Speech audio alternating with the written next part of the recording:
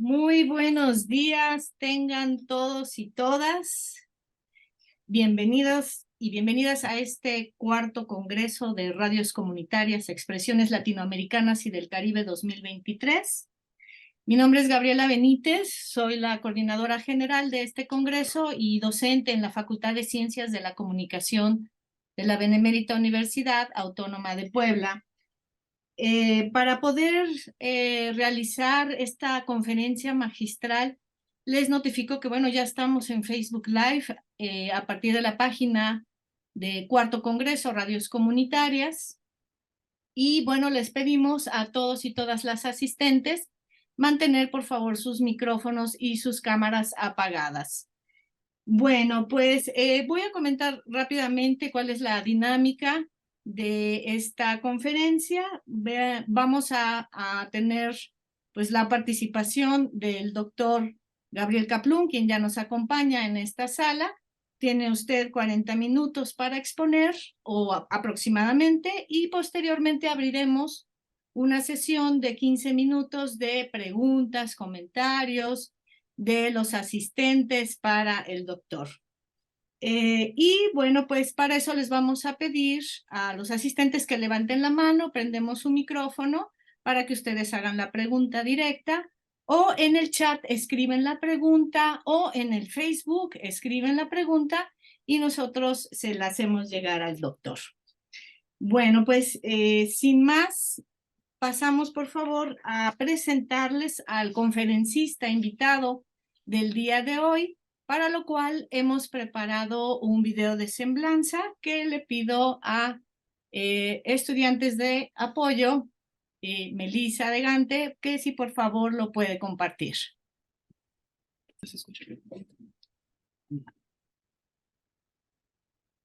Congreso Nacional de Radios Comunitarias, Expresiones Latinoamericanas y del Caribe 2023.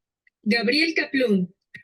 Profesor investigador de la Universidad de la República de Uruguay desde hace 3 décadas, donde fue director de la licenciatura en Ciencias de la Comunicación de 2008 a 2015. Doctor en Estudios Culturales Latinoamericanos, hijo del reconocido teórico uruguayo Mario Kaplún. Consultor de diferentes organismos como la UNESCO, la Organización Internacional del Trabajo y el Programa de las Naciones Unidas para el Desarrollo, en temas de comunicación educativa, políticas de comunicación y educación popular. Integrante del Consejo Directivo de la Asociación Latinoamericana de Investigadores de la Comunicación, ALAIC, así como de la Asociación Internacional para la Investigación de Medios y Comunicación. Ha escrito, publicado y coordinado numerosos libros y artículos. Bienvenido, Gabriel Kaplún.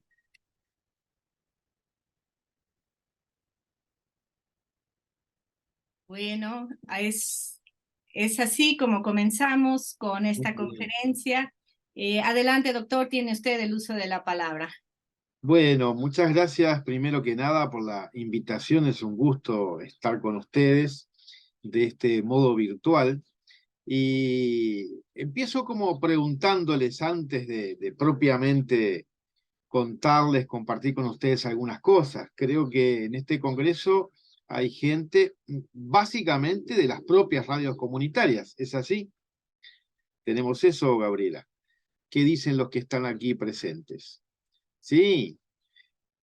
Y son de distintos lugares del país, ¿verdad? De todo México hay gente aquí presente. Así es, doctor. Tenemos gente de Argentina, de Centroamérica, de la República Mexicana, radios comunitarias, públicas, perfecto. estudiantiles, todo. De distintos países entonces también, no solamente de México. Bueno, yo les estoy hablando aquí desde Montevideo, desde mi casa en Uruguay. No estoy en este momento en la universidad, donde trabajo habitualmente.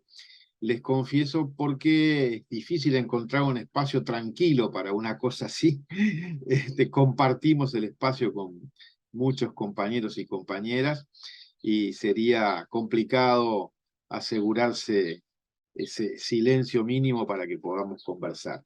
La idea, como tú ya adelantabas, es conversar un rato y que después abramos un espacio de conversación. Para eso, voy a recurrir a distintos momentos de lo que ha sido no solo mi experiencia haciendo radio, que la hay, claro, sino también la investigación sobre las radios comunitarias que hemos hecho en Uruguay y compartido además con compañeros, compañeras de otras partes, de otros países. Algunas características de lo que voy a comentar tal vez son muy locales, pero pienso que ustedes van a sentir también sintonías. Me voy a referir incluso a algunos casos muy concretos, pero los pongo a modo de ejemplo y espero que ustedes sientan cierta identificación con alguno de esos casos. Ya me lo dirán. Y para eso voy a compartir en pantalla algunas cosas. Vamos a ver si podemos ahí. Por un lado, quiero empezar con el centro y el título mismo de esta conversación. La comunidad, ¿dónde está en las radios comunitarias? ¿Está detrás de la radio? ¿Está delante? Puede ser un poco raro esto de delante. Siempre decimos, tenemos una comunidad detrás, nos respalda una comunidad, surgimos desde la comunidad. El nombre de comunitaria parece que alude a eso. Y aquí tengo 3 ejemplos que vienen de una investigación que hicimos hace ya un tiempo en Uruguay y que puede ayudar a ilustrar lo que son estas preocupaciones sobre el delante o detrás. Son ejemplos concretos, 3 radios con estos nombres: La Cotorra, Corsaria y El Chasque. Y les cuento un poco de las 3, solo algunos rasgos para que ustedes tengan una idea. Las 2 primeras son radios urbanas de Montevideo, de la capital del país, de zonas distintas de la ciudad, de zonas distintas de Montevideo. Y la tercera es una radio rural. Está ubicada bien al norte del país, en el departamento de Rivera, que es cerca de la frontera con Brasil. Y en particular esta radio, El Chasque, es una radio ubicada en un pueblo muy, muy pequeño, de hecho una zona rural con una historia bastante peculiar. En el caso de La Cotorra, está en el barrio del Cerro de Montevideo, y el Cerro de Montevideo es una zona de fuerte tradición obrera, pero esa historia obrera ha quedado debilitada en los últimos años porque muchas de las fábricas que había en ese barrio cerraron y se trasladaron a otros lugares de la ciudad y sobre todo fuera de la ciudad. Sin embargo, queda la memoria de muchos sindicatos, de mucha participación, de mucha organización. Esa memoria pesa y pesa mucho en cómo son las cosas en ese barrio, en tradiciones culturales, en espacios de encuentro, en tradiciones organizativas y políticas muy fuertes. En ese contexto, esta radio en particular, La Cotorra, al menos en el momento en que trabajamos con ella hace unos años, trabajamos, digo, porque además de investigar, hemos tenido vínculo desde nuestro equipo en la universidad muy fuerte con muchas radios, vínculos de ida y vuelta, de los docentes, de los estudiantes, que van y vienen, que hacen sus prácticas allí, en el caso de los estudiantes, que nos vienen a pedir cosas desde la radio y aportamos lo que podemos. En este caso, en esta radio ubicada en esa zona de tradición obrera, la radio de alguna manera, respecto a esa comunidad, a esa zona y a ese barrio, podríamos decir que se paraba del siguiente modo. Por un lado, representar a esa comunidad, hacerla presente en la radio, representar en el sentido de ser su forma de mostrarse hacia afuera, pero también de representarla, de mostrarla a través de lo que la radio dice y hace todos los días, y al mismo tiempo se planteaban como tarea ayudar a construir o a reconstruir lazos comunitarios allí, a construirlos, por ejemplo, tejiendo lazos entre muchas organizaciones que tienen vida en este barrio, en esta zona de la ciudad, a construirlo para que a su vez esas organizaciones tuvieran lazos más fuertes con la gente que vive en cada uno de los lugares donde están. Yo diría que ahí está su otro papel central. En el caso de la siguiente radio, Corsaria, está ubicada en otra zona de la ciudad, una zona que tuvo cierta tradición rural en otra época, porque era el borde de la ciudad, y entonces había, por ejemplo, muchos establecimientos rurales y mucho vínculo con esos establecimientos. Eso ya casi no queda, aunque todavía también hay rasgos de esto, pero se nota mucho en el tipo de organización y de participación en la zona. Es una participación tradicionalmente menor, más débil, menos cantidad de organizaciones, menos vida en esas organizaciones.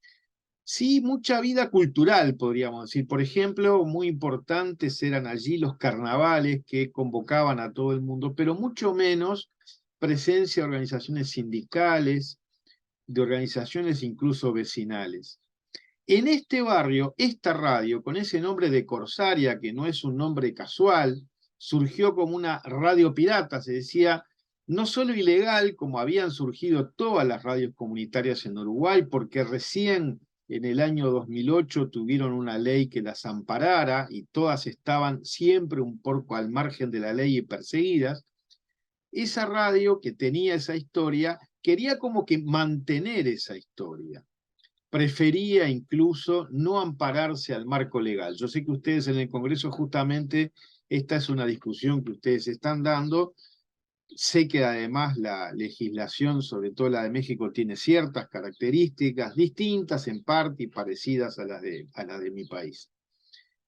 Esta radio, podríamos decir que era una radio con un fuerte discurso y tono político, con un discurso que permanentemente insistía en la crítica a cómo están las cosas hoy en nuestra sociedad y una mención muy fuerte a otras formas de vivir lo social, a la economía solidaria, al asociativismo en lo barrial y en lo político. Y uno podría decir, ¿y eso es lo que había en el barrio? Bueno, no era esa la vida barrial, era más bien la propuesta que la radio le hacía al barrio. Podríamos decir entonces que más que representar a lo que había allí, su referencia era una comunidad imaginada, y no lo digo despectivamente, era la comunidad que nos gustaría que exista aquí, lo que proponemos, lo que impulsamos que haya, pero con una base mucho más débil en lo que efectivamente había, y hay todavía, yo diría, en esa zona. Finalmente, el caso de El Chasque, no sé en México, no sé en cada uno de los países que ustedes están, Chasque es una figura, Chasque o Chasqui, es una figura casi legendaria, era el que servía de mensajero entre un lugar y otro, en la época colonial en Uruguay, a caballo se recorrían las distancias para ir llevando o una carta o un mensaje de un sitio a otro. Y alude entonces a esa tradición rural y colonial. En este caso, una pequeña comunidad rural, y hago un paréntesis con el término comunidad. El término comunidad no siempre se usa en la vida cotidiana en mi país, en Uruguay. Los dos casos anteriores, ninguno, seguramente, de los habitantes que viven en la zona usan habitualmente el término comunidad. Más bien dicen el barrio, los vecinos, las vecinas. Yo soy de este barrio, no yo soy de esta comunidad. En cambio, en el caso de El Chasque, en esta zona de Rivera, una zona que se llama Cerro Pelado, alude a un cerro que efectivamente hay en esa localidad, muy cerquita. En esta zona de Cerro Pelado hay una larga historia de vida comunitaria y la gente usa la palabra comunidad cotidianamente. ser parte de esa comunidad y reivindicar la pertenencia y la existencia de esa comunidad, incluso de una comunidad cada vez más potente que a partir de la construcción de viviendas de modo colectivo, aprovechando un plan estatal para esa construcción, habían salido de viviendas muy precarias rurales a un pequeño poblado donde se agrupaban sin dejar de trabajar en tierras pequeñas, en minifundios, en muchos casos, y en otros casos como empleados de latifundios cercanos, trabajando entonces de modo asalariado.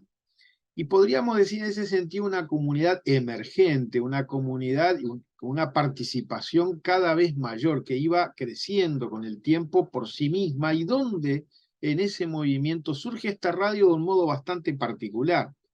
Había allí, se instaló una experiencia bastante única de liceo, como le llamamos en Uruguay, colegio de enseñanza secundaria, de enseñanza media. Hay una fuerte tradición de escuela básica rural, pero no tanto de enseñanza media en los niveles rurales, que en general no logran acceder a esa escala. Y sin embargo, aquí sí había este liceo rural, donde además los estudiantes pasan toda su semana y luego vuelven con su familia a un establecimiento rural en el que viven, por ejemplo, en el fin de semana.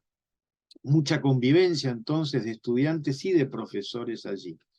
Y en ese liceo había surgido primero como una experiencia casi interna solo para ellos, pero después abierta al resto de la comunidad, esta Radio El Chasque, donde uno de los profesores cumplía un papel clave como director de la radio, pero muchos de los que hacían radio eran los propios estudiantes, y también distintos otros actores y protagonistas de la comunidad, por ejemplo, médicos de la zona, integrantes de la cooperativa de producción agrícola que había allí, etcétera, etcétera. Y podríamos decir que aquí se cumplen de alguna manera las tres cosas. Representa a su comunidad, sin duda, yo diría que hay mucho representativo de muchas maneras en la programación de la radio, y sobre esto después podemos hablar un poco más.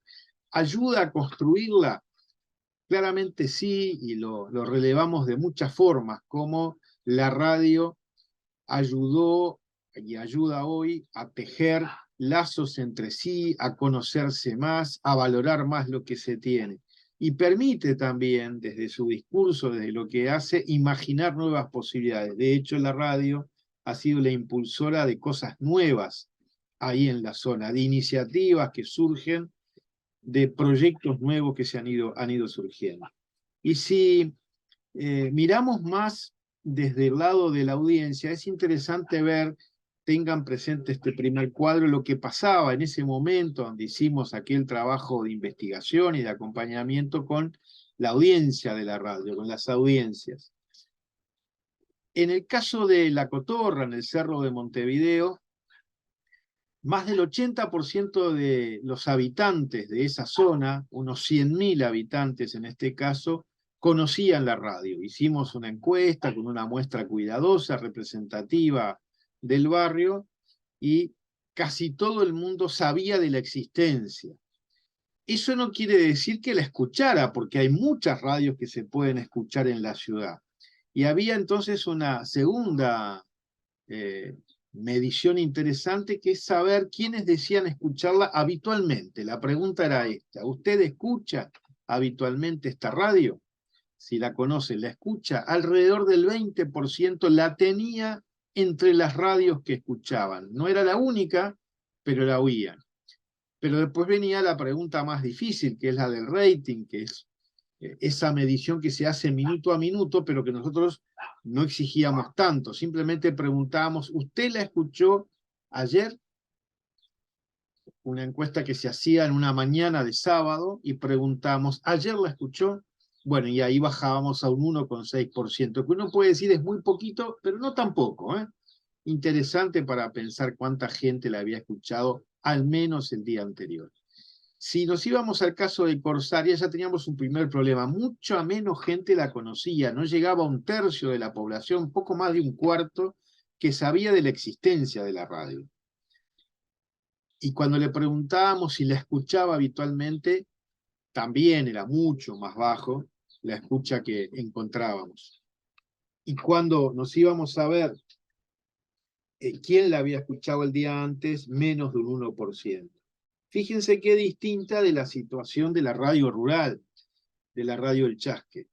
También cerca del 80% sabía de su existencia, pero además un tercio de la gente y casi la misma cantidad decía escucharla habitualmente y haberla escuchado el día anterior. Claro, había una primera buena razón. Muy pocas radios pueden escucharse en esa zona rural en particular. De hecho, en la localidad era la única radio presente. En el caso de las radios urbanas, en su localidad podían ser la única, pero uno recibe todas las radios que están en la ciudad, que son, en este caso, en el caso de Montevideo, casi 50 emisoras radiales que uno puede encontrar moviendo el dial de cualquier radio o buscándolas por internet.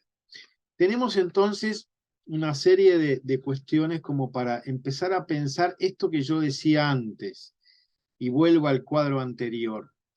La comunidad es algo que está detrás, es algo que entonces, por un lado, se representa en la radio a través de la programación, pero además está detrás de la radio a la hora de la gestión, está detrás de la radio a la hora de construirla, está detrás de la radio en su historia, en cómo surgió esa radio, o más bien es algo que está la comunidad en un horizonte, algo que se quiere construir o que se quiere reconstruir, lo cual está muy bien además. O las dos cosas pueden estar pasando, está detrás, pero también la radio ayuda a esa construcción, a tejer y retejer esos hilos sociales que le dan sentido también a esa tarea comunicacional y le dan sentido a una comunidad, sentido de comunidad, valga la redundancia. O también puede pasar que no solo ni tanto hay una construcción o una reconstrucción, sino un horizonte utópico, imaginado, imaginario, una utopía que puede ser muy valioso, pero que también puede vivirse como muy alejada y muy ajena incluso a la realidad local, y esto puede llegar a ser un problema que se refleja en algo que quizás no le inquiete a la radio, el caso de Corsaria, porque como bien decían ellos, o mal decían ellos, y esta es una discusión que puede estar bueno abrir, somos pocos pero buenos. Somos pocos pero estamos muy organizados y peleamos por lo que queremos pelear y decimos lo que queremos decir. Entonces allí puede haber una justificación de esa pequeña audiencia a la que finalmente llegaban, incluso de ese conocimiento escaso que la gente en ese lugar tenía de la existencia misma de la radio. No estoy aquí diciendo qué es lo mejor o lo peor, sí tratando de entender cuál es la lógica de cada uno de estos grupos, y lo que puede ser interesante es preguntarnos nosotros mismos dónde estamos en ese sentido, sin idealizaciones a priori, porque el discurso habitual dice ¿por qué somos comunitarias? ¿Por qué nos autodefinimos comunitarias? ¿Por qué surgimos de la comunidad? Porque tratamos los asuntos de la comunidad, porque representamos a la comunidad. ¿Es así realmente? ¿O más bien la comunidad es algo que queremos construir? Porque incluso no hay, como en el caso de esta zona de Montevideo, en el borde de la ciudad, con mucho de rural todavía, no hay una vida comunitaria tan intensa. Y lo que queremos es hacerla más fuerte, fortalecerla. Y eso puede estar muy bien. Y también puede ser un gran fracaso si no partimos de alguna base más o menos sólida de nuestro lugar. Eso tampoco necesariamente pues, es siempre una garantía para el primer caso, el de la cotorra, el de la del cerro, donde uno podría decir, sí, la comunidad está mucho más presente.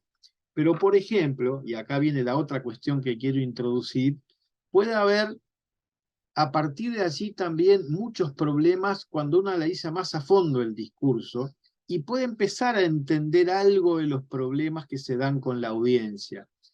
Por ejemplo, en este caso teníamos una historia previa donde parecería que la audiencia fue bastante mayor.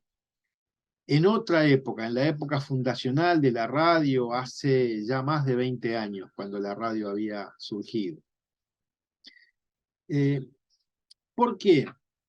Porque, por ejemplo, como todas, digamos, diría yo, o la gran mayoría de las radios, cuando se les pregunta sobre el por qué surgió, uno de los motivos a los que se alude habitualmente es porque vamos a hablar de lo que los grandes medios no hablan. Vamos a contar lo que pasa aquí. Eso implicaría que, por ejemplo, hay un trabajo informativo fuerte sobre las cuestiones que suceden en esa comunidad, en ese barrio. Pero cuando uno va a escuchar, en realidad en este caso la radio, se puede encontrar, como nos encontrábamos ahí, que eso pasó mucho en una época, pero casi que ya no pasa.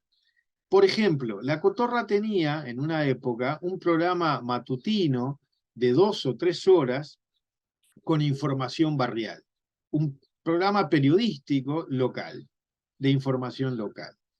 Luego no pudieron sostenerlo y el programa se había reducido a una vez a la semana, una mañana de sábado con información local.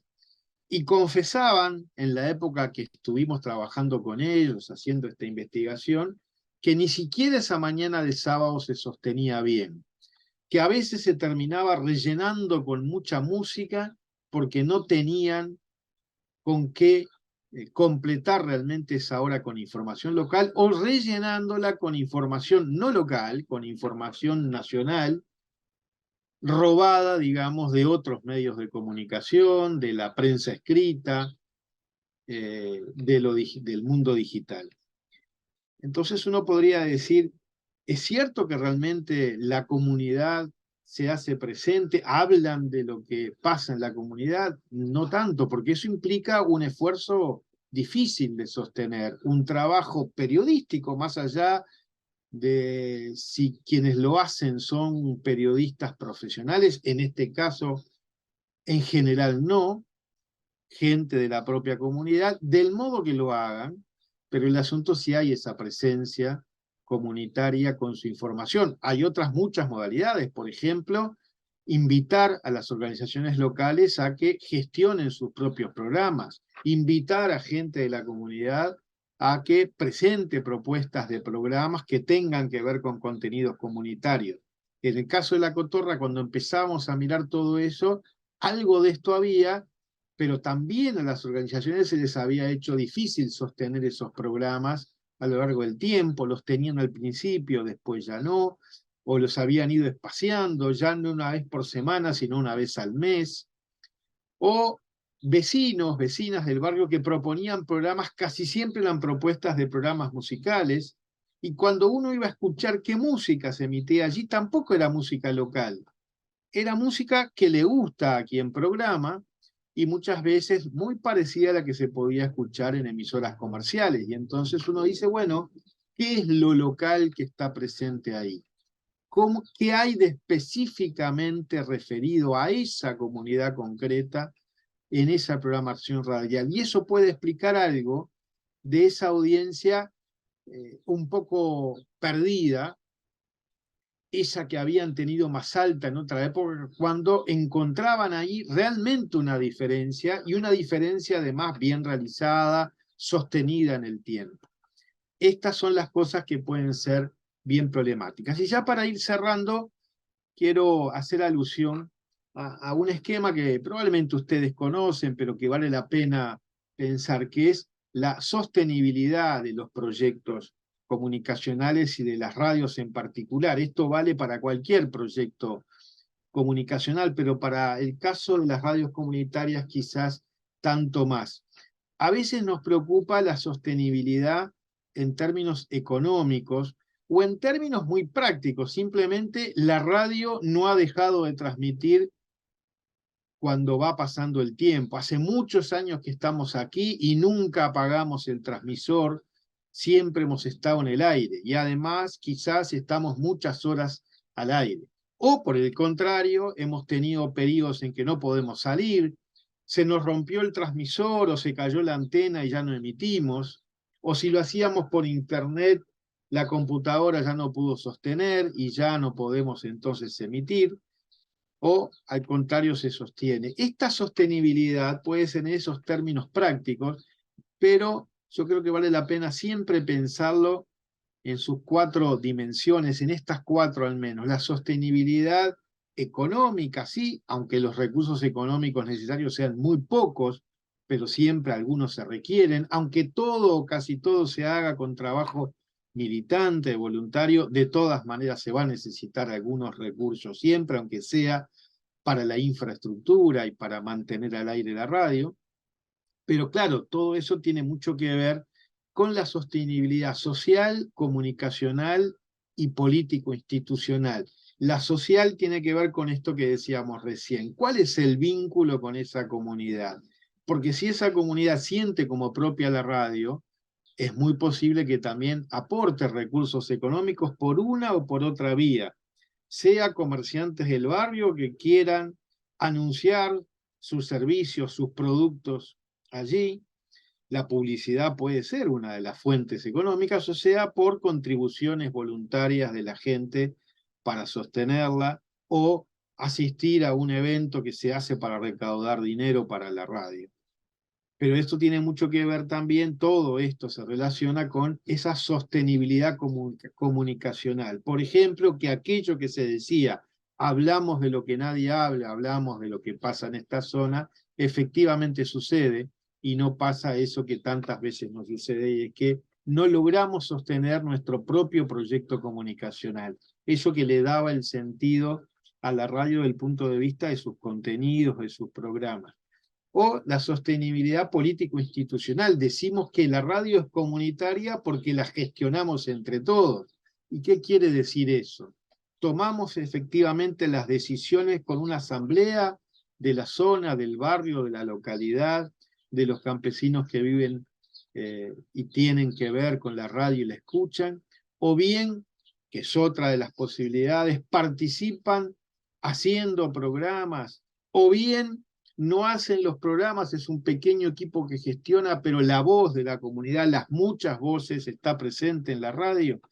Bueno, todas estas cosas hacen a esto, porque puede pasar que se sostenga un proyecto, pero cambiando tanto su carácter que ya no podríamos hablar de aquel proyecto original, ni en lo comunicacional, ni en los vínculos con la comunidad, ni en la forma en que se gestiona, se sostiene y se toman las decisiones.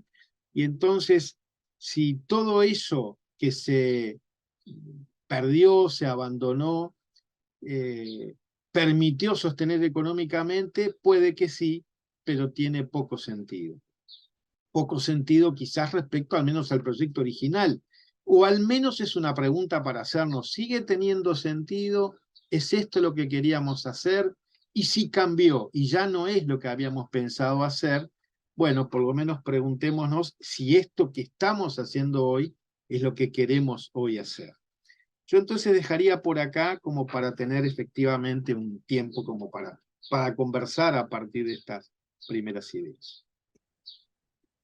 Doctor, muchísimas gracias. Una conferencia pequeña, pero muy clara y sobre todo, pues muy aleccionadora de lo que está sucediendo en las radios comunitarias de allá de Uruguay y por supuesto como un planteamiento para las personas que investigamos las radios de cómo podemos investigarlas, qué podemos observar de cada una de ellas, esto que mencionas de si cada radio o una radio está representando, construyendo, imaginando, o el tema del si en la comunidad la conocen y sobre todo si la escuchan, ¿no? Que eso todavía es más importante. Así que a mí lo personal me gustó mucho su conferencia. Voy a comentar, creo que usted muy atinadamente como su padre, ¿no? Mario Kaplum, a quien de verdad estudiamos en esta Facultad de Ciencias de la Comunicación, por todos los aportes que ha hecho a la comunicación participativa. Yo le quiero agradecer a usted esta primera parte y pasamos entonces a la sesión de preguntas de parte de los asistentes. Ya si pueden levantar la mano, si gustan levantar la mano para que abran su micrófono, o si quieren escribir la pregunta en el chat, con todo gusto. Quiero comentar rápidamente que tenemos 61 personas en esta sala, lo cual es casi un récord. Y en internet, en Facebook, también tenemos muchas personas que le están mandando saludos. Carolina López, desde la ciudad de Puebla. Desde Chiapas, México, le mandan un saludo de parte de los compañeros de la radio comunitaria Radio Vintage. También saludos de César Zavala, desde Michoacán. La radio Coatl 98.3, radio indígena y comunitaria, también le envía saludos. Y desde Tehuacán, aquí de la ciudad del estado de Puebla, también le envían saludos. Entonces, bueno, ¿alguien tiene alguna pregunta? Por favor, levante la mano. ¿Hay una pregunta? Desde Chilpancingo, Guerrero, también nos dicen que le mandan saludos. Muy bien. Muy bien. Y si preguntan, mejor todavía si nos vemos las caras, si pueden Prender. encender su cámara, si la tienen disponible, o por lo menos oírles la voz. Siempre será más lindo, por lo menos para mí. Muy bien. Preguntas o comentarios, porque tal vez lo que se prefiere es, bueno, referirse a sus propias realidades, y a mí eso siempre me gusta mucho, ¿no? Poder conocer qué cosas tienen algún parecido o diferencias muy grandes con lo que viven cada uno en su radio y en su comunidad. Bien. Aquí tenemos una pregunta. Nos comentan sobre la revista Chasqui de comunicación. Esa revista nosotros la ocupamos como un material didáctico para la clase, las materias de comunicación para el desarrollo. Si nos pudiera comentar qué podemos encontrar ahí, si todavía sigue, cuándo nació esa revista y por qué, y si sigue vigente. Sí, Chasqui es una revista histórica editada por el CIESPAL en Quito, en Ecuador. Justamente estuve allí en Quito y en el CIESPAL hace muy pocos días, hace unos 15 días, porque había allí un congreso de la Federación Latinoamericana de Facultades de Comunicación Social, y el CIESPAL es una institución histórica con más de 60 años de historia, y la revista ya cumplió 50, a esta altura creo el 51, 52, y se sigue editando con ese nombre, en este caso con I, no con E, pero eso es porque se dice un poco distinto según las regiones de América, y tiene que ver justamente con esa tradición, ¿no? Con esa función de correo ida y vuelta, y sigue siendo una revista de referencia que hoy encuentran en formato digital.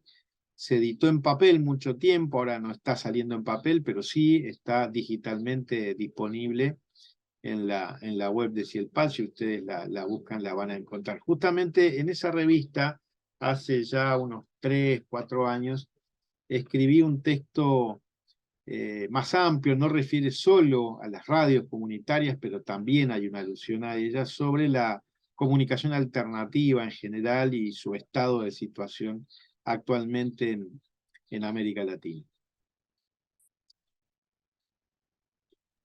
Muy bien, pues la podemos entonces encontrar para quien guste, revista Chasqui, que ya nos comentaba el doctor que Chasqui es lo que se le llamaba el mensajero, ¿no? En la época colonial.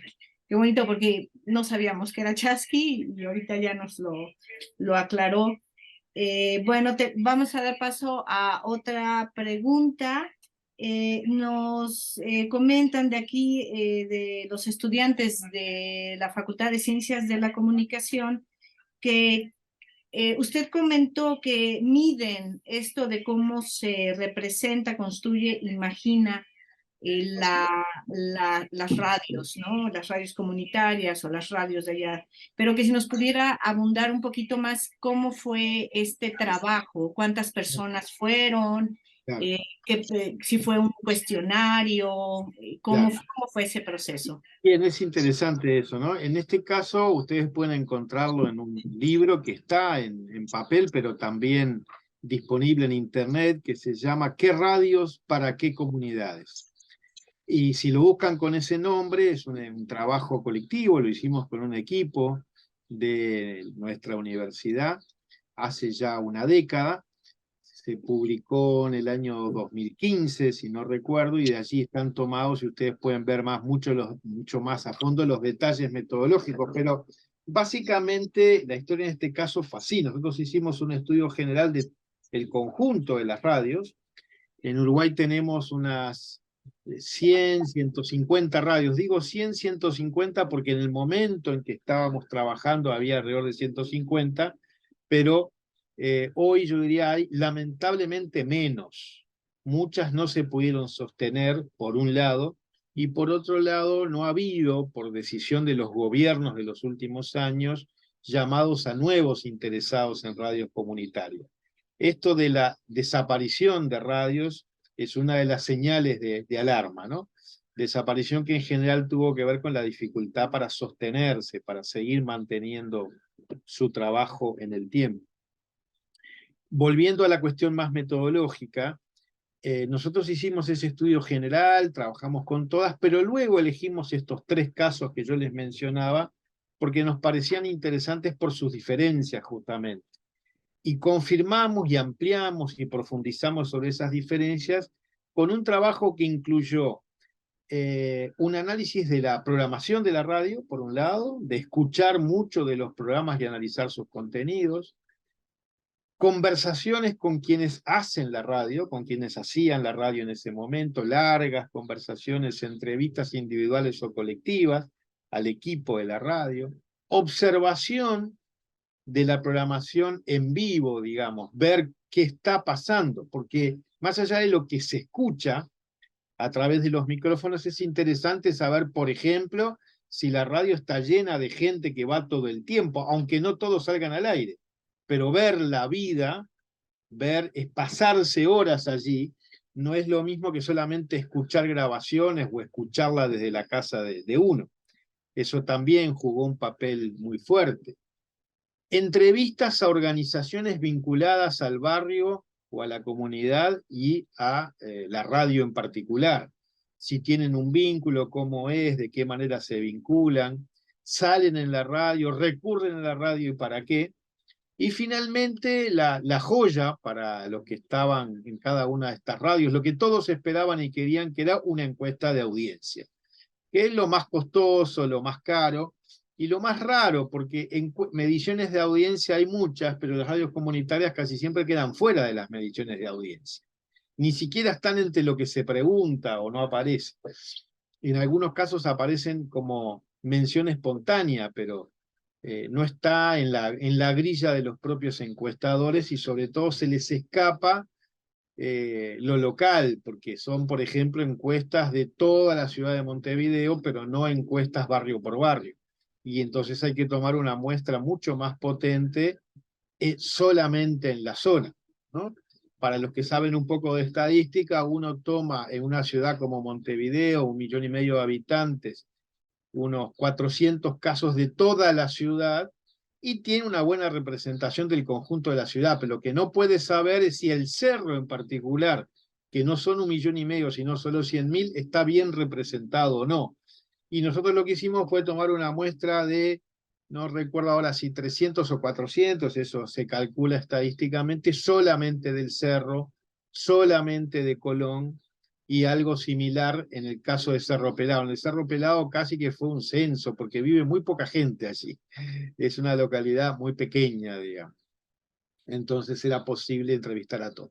Y en esa encuesta, muy larga, con muchos temas y con muchas cosas, entre otras preguntas había estas 3.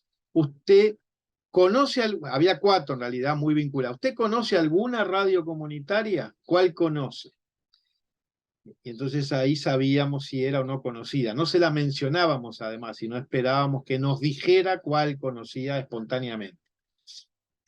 Podía pasar, y pasó, que en algún caso conocieran otra radio comunitaria de un barrio vecino, porque se escuchaba mucho más que la del propio barrio. De hecho, eso podía pasar, ¿sí? Y no escucharan la radio que tenían mucho más cerca. Podía suceder, y sucedió en algún caso, así que preferíamos que nos dijera. Y después le preguntábamos para quien decía que la conocía, si la escuchaba habitualmente primero y si la había escuchado el día antes. ¿Sí? Esas eran partes de unas 70 preguntas que hacíamos sobre una cantidad de variables y de cosas. Si ustedes quieren ver un poco más de datos de qué sale de ahí, en ese libro lo encontrarán. Bueno, fue una tarea ardua. En cada uno de los lugares, además, habíamos tejido previamente, o los tejimos para esta ocasión, lazos muy interesantes con la gente. Por ejemplo, el cuestionario de la encuesta lo discutimos con los propios protagonistas, que además fueron claves para hacer la encuesta, porque hay que conocer bien barrios como estos o localidades como esta para poder hacer y salir a encuestar. Por supuesto que había una mínima formación previa para ver cómo se hace una encuesta como esta, porque no es solo ir leyendo preguntas, también hay que tener algunas otras formas, y cómo además se va seleccionando, por ejemplo, en qué casa se toca timbre, ¿no? Bueno, lo que hacen todos los encuestadores, y ustedes lo han visto, ¿no? En esta manzana, que es una de las manzanas elegidas, hay que tocar el timbre en una puerta cada 4, cada 5, etcétera. Bueno, en fin. Y si no hay en esa, en la de al lado, si no hay nadie que responda, en la de al lado. Bueno, todas esas precauciones metodológicas para que esto sea efectivamente una muestra representativa, como se hacen mediciones de audiencia de este tipo. Por supuesto que además esas recorridas por el barrio fueron interesantes, y en nuestro caso, y lo digo, Gabriela, porque tú estás en una universidad justamente, fueron claves también los estudiantes de comunicación, que en un grupo muy numeroso, justamente en un curso de metodología y estadística, fueron protagonistas de la encuesta en terreno, de salir a terreno a encuestar, junto con vecinos del barrio y con el equipo de investigadores, y fueron claves también para procesar después los resultados. Así que hubo un trabajo. No hubiéramos podido hacerlo sin unos 80 estudiantes que colaboraron de modo muy activo en esta tarea, y con los que también compartimos y discutimos el formulario y les pedimos sugerencias para mejorarlo. Sí, todo un trabajo. Por varios, en fin, un trabajo grande en este caso que fue súper útil para... Creo que Rosario estaba queriendo decir alguna cosa, ¿no? Así es. Adelante, Rosario, puedes prender tu micrófono. Y si te vemos mucho mejor. Sí, muy buenos días. Gracias, tal? maestro. Muy excelente exposición. Y mire, yo estoy en Michoacán, México. Estamos aquí dirigiendo una radio cultural comunitaria. Y pues es muy bonito. O sea, realmente todo esto de las radios comunitarias es algo que tiene que ver pues directamente con el acercamiento a la gente, y sobre todo a la gente del medio rural. La gente donde no haya acceso, ¿verdad?, a las redes sociales o cosas así. Pero hemos visto, ¿verdad?, que hay cierta, pues ahora sí, falta de apoyo, pues sobre todo de los gobiernos, ¿no? O sea, vemos que las radios comunitarias dan muy buen servicio, están al pendiente o más cercanas a la gente, pero son los que tenemos menos apoyo. O sea, a veces que no tenemos ni para pagar la luz, o sea, tenemos problemas pues para la transmisión de los programas. Tenemos por ahí detalles de que a veces los equipos se averían y pues no tenemos para arreglarlos. Y es muy difícil estar manteniendo las radios. Lógicamente que los que estamos en esto pues tenemos mucho amor al servicio, ¿no? Y lo hacemos con gusto, pero a veces pues no nos alcanza el recurso, ¿verdad?, para mantener estas radios. Entonces yo lo que quiero preguntarles es cómo hacerle, ¿verdad?, para que pues las autoridades, los gobiernos se interesen más, ¿verdad?, en apoyar las radios comerciales, porque vemos cómo apoyan a las radios, a las radios culturales, culturales y comunitarias, apoyan mucho las radios comerciales. O sea, les dan toda la publicidad, toda la propaganda, y les cobran cantidades grandes de dinero y bien que le pagan, y a veces a nosotros no nos quieren apoyar ni siquiera con un vale de gasolina, ¿no? Entonces, vemos esa dificultad y yo siento que lo más importante en esta cuestión de las radios comunitarias es eso, que los gobiernos, las autoridades se interesen más, porque son las radios que están más cercanas a la gente, más relacionadas con la gente, sobre todo del medio rural, campesinos, jornaleros, agricultores, todo esto, ¿no? Entonces, pues sí, es más que nada la idea y la pregunta, y a lo mejor usted nos pudiera dar un norte de cómo hacerle, ¿verdad? Para todo esto. Sin duda. A ver, me parece que hay, bueno, muchas gracias primero por tus palabras y por el testimonio. Siempre es hermoso poder estar en contacto con la gente que hace radio todos los días y sostiene con amor y con mucho trabajo y con mucho esfuerzo una tarea como esta que es tan clave, tan importante. Y en ese sentido yo diría en general, más allá del caso específico, que hay al menos dos vías importantes. Una pelea legal o al menos una pelea política. Y es que los gobiernos tengan otra sensibilidad y ojalá los parlamentos voten normas, leyes que les den a las radios comunitarias no solo amparo legal, no solo permitirles salir legalmente al aire, sino herramientas para promover su trabajo. Y eso tiene, ni que hablar, mucho sentido, porque la misión que cumplen efectivamente es única, es algo que hay que valorar.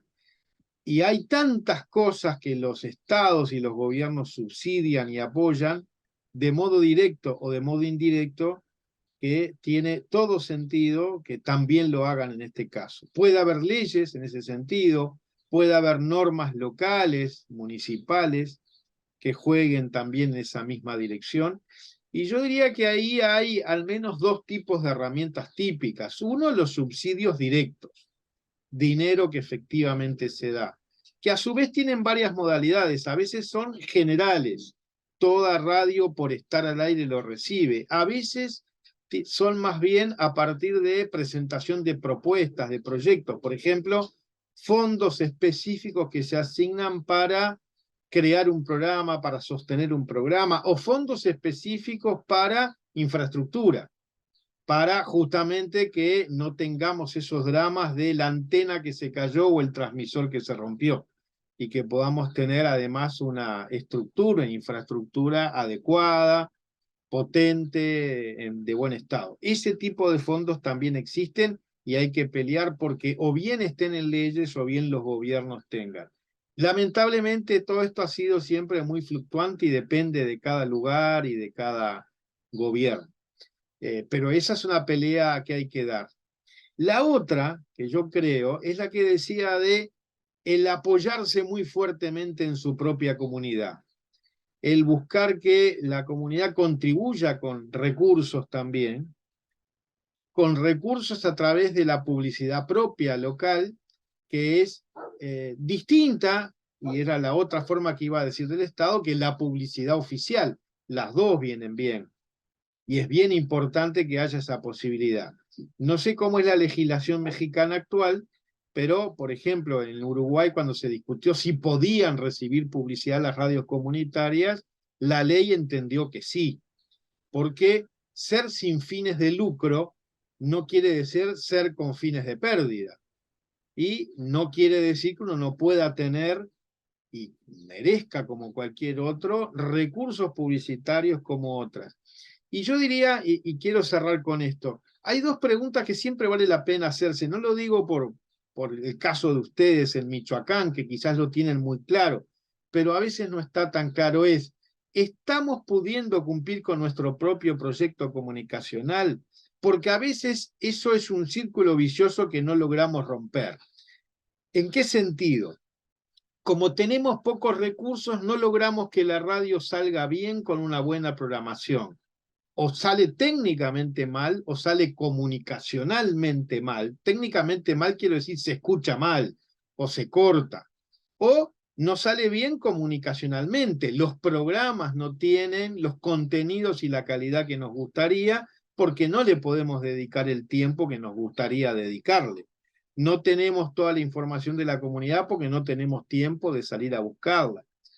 Y entonces, si no estamos logrando cumplir nuestro proyecto, es posible que la propia comunidad la valore menos y no aporte recursos. Entonces, es un círculo que al final no rompemos. Como tenemos pocos recursos, no salimos bien, y como no salimos bien, tenemos pocos recursos. Entonces, ver si no hay algún punto en que podemos romper ese círculo, que al menos una parte de la programación tenga una calidad tal, sirva como de tarjeta de presentación, que nos permita decir, si nos apoyan, podemos hacer cosas como estas, aunque sea este programa que está saliendo tan bien y que a ustedes les gusta. Quizás no toda la radio la escuchan siempre, pero hay un programa que sale los domingos o que sale los sábados o no sé qué, que todo el mundo quiere oír, o todo el mundo quiere estar en el programa, y entonces empieza a aportar, y es la base para empezar a romper el círculo. Y la otra pregunta que vale la pena hacernos es, ¿queremos dinero? Y puede parecer una pregunta absurda, ¿cómo no vamos a querer? Pero la verdad es que muchas veces, conversando con la gente de las radios, dicen, bueno, más o menos, porque si llega dinero va a ser un lío. ¿A quién le toca? Si hay que reparar los equipos, eso está claro, eso es prioritario. Si hay que arreglar la antena que nos tiró el último temporal, eso está bien.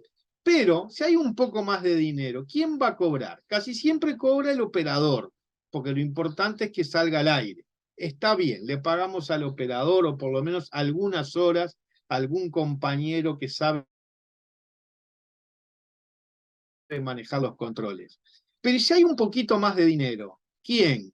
¿El director? Bueno, ¿y por qué él? ¿O el que hace un programa? ¿O los que hacen programa empiezan a hacer lo que hacen tantas radios comerciales, es que se consiguen sus propios avisadores y se resarcen con ese dinero? Y entramos en una lógica más parecida a la de las radios comerciales. Entonces, tener claro si uno quiere dinero, para qué y cómo lo va a gestionar en caso de conseguirlo, también es clave, porque me parece, después de haber hablado con mucha gente tantos años, que muchas veces tenemos un poquito de miedo a esos recursos, porque nos pueden complicar la vida.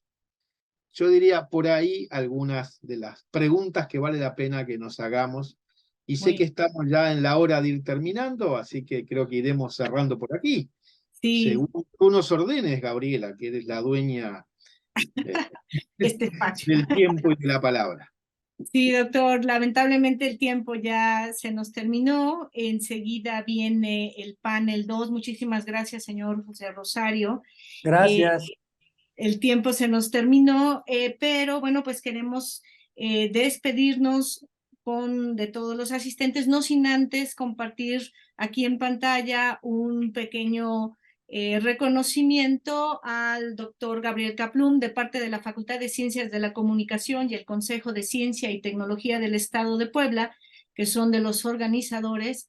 Pues le entregamos esta constancia al doctor Gabriel Kaplum por haber participado como conferencista magistral con el tema La comunidad delante o detrás de la radio, en el marco de este cuarto congreso de radios comunitarias. Firma el doctor Victoriano Covarrubias y la doctora Angélica Mendieta, quien es directora de la Facultad de Ciencias de la Comunicación y presidenta de este congreso. Pues muchísimas gracias, le damos un aplauso a usted de parte de todos los asistentes, y bueno, pues les pedimos que a todas las personas que gusten acompañarnos también en el Facebook del Cuarto Congreso, viene el panel 2 en este momento con 3 chicas indígenas de 3 radios comunitarias del estado de Puebla, de Chiapas y de la Sierra Norte, que van a debatir también sobre este importante tema de transmitir con o sin permiso. De parte de la Facultad de Ciencias de la Comunicación, mi nombre es Gabriela Benítez, les saludo y les agradezco por la asistencia a esta conferencia. Que tengan un excelente día. Muchísimas gracias a ustedes también, y mi abrazo fraterno y solidario con la tarea tan importante que llevan adelante.